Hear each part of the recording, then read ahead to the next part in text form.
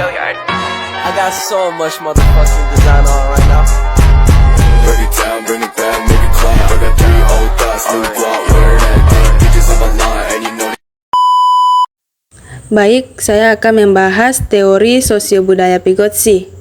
Di sini yang pertama, Vygotsky sangat dikenali sebagai seorang ahli psikologi pendidikan yang memperkenalkan teori sosiobudaya. Yang kedua, teori yang dinyatakan oleh Vygotsky ini merupakan teori gabungan antara kognitif dengan persekitaran sosial.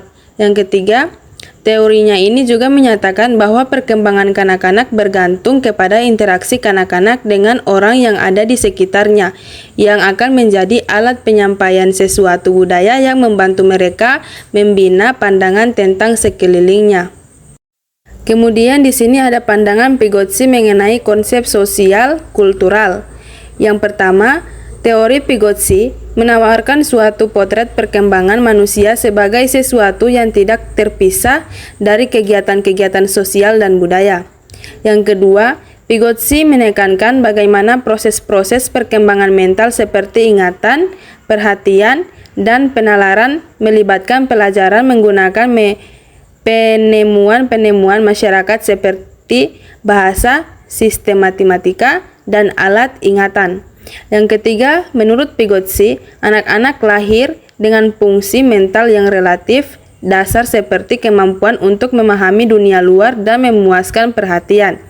Yang keempat, ia juga menekankan bagaimana anak-anak dibantu berkembang dengan bimbingan dari orang-orang yang sudah berpengalaman di dalam bidang-bidang tersebut. Kemudian di sini ada pandangan Vygotsky mengenai perkembangan bahasa. Yang pertama, Vygotsky lebih banyak menekankan bahasa dalam perkembangan kognitif daripada Piaget. Yang kedua, bahasa dan pemikiran berkembang sendiri, tetapi selanjutnya anak mendalami bahasa dan belajar menggunakannya sebagai alat untuk membantu memecahkan masalah. Yang ketiga, bagi Vygotsky, bahasa berkembang dari interaksi sosial dengan orang lain. Kemudian di sini ada pandangan Vygotsky mengenai zona perkembangan proksimal. Yang pertama, menurut teori Vygotsky, JPD merupakan celah antara actual development dan potential development, di mana seorang anak dapat melakukan sesuatu tanpa bantuan orang dewasa, dan apakah seorang anak dapat melakukan sesuatu dengan arahan orang dewasa atau kerjasama dengan teman sebayanya.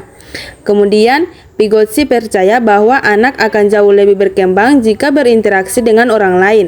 Yang ketiga, maksud dari JPD adalah menitikberatkan JPD pada interaksi sosial akan dapat memudahkan perkembangan anak. Kemudian di sini ada konsep scaffolding menurut Vygotsky.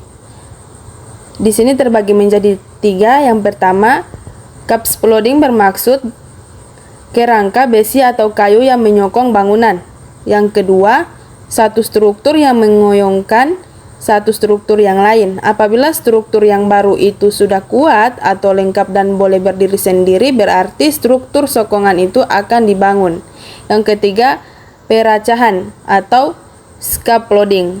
Itu berkaitan dengan rapat atau ide zona perkembangan proksimal.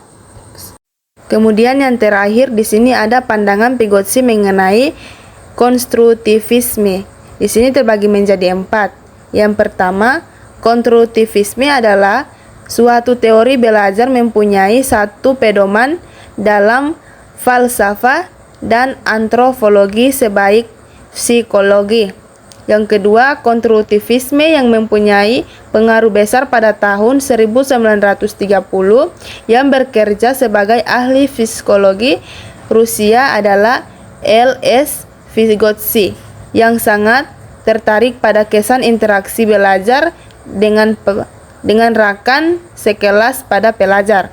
Kemudian yang ketiga, Vygotsky percaya bahwa subjek yang dipelajari berpengaruh pada proses belajar dan mengakui bahwa setiap disiplin ilmu mempunyai matiamal pembelajaran tersendiri.